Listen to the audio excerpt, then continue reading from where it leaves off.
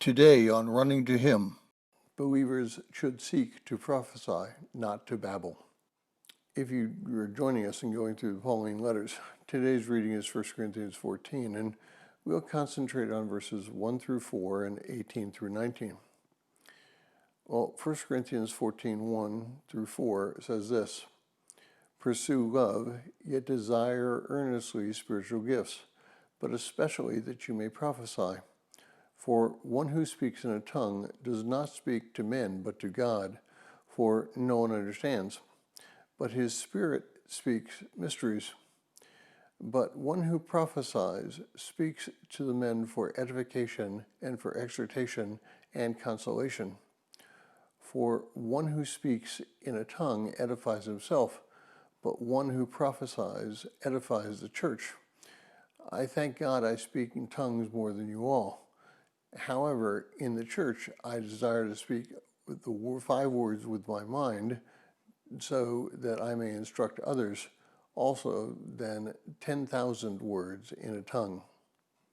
Now, as many of you know, I'm a twin, and when my brother and I were very young, we had our own language. It was unique to us, and no one in the family could understand it. But we could babble on and on without caring about those around us. This babble was not the gift of tongues, just as what is being taught and practiced in many of today's churches is not the gift of tongues. Now, please understand me. I'm not saying that the gift of tongues cannot be practiced today. I'm not dumb enough to attempt to put God in a box.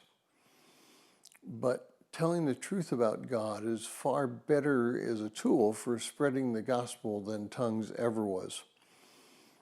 Tongues edify the person. Prophecy edifies the group. If you meet someone on the street and begin to speak in a foreign language with that person, you will be labeled as a kook or a nut and be ignored. But if you act rationally around that person and tell him or her about Christ, you may win them to Christ. And this brings up a discussion about the definition of the word to prophesy. It can mean either forthtelling or foretelling, or both. If God gives me a word about the future, I'm prophesying. If I am telling the truth about God, I am prophesying, but not necessarily about the future. So we are to pray for the gift of prophecy, that of our either forthtelling or foretelling. We are to edify others, not ourselves, and this carries over to all we do in our lives.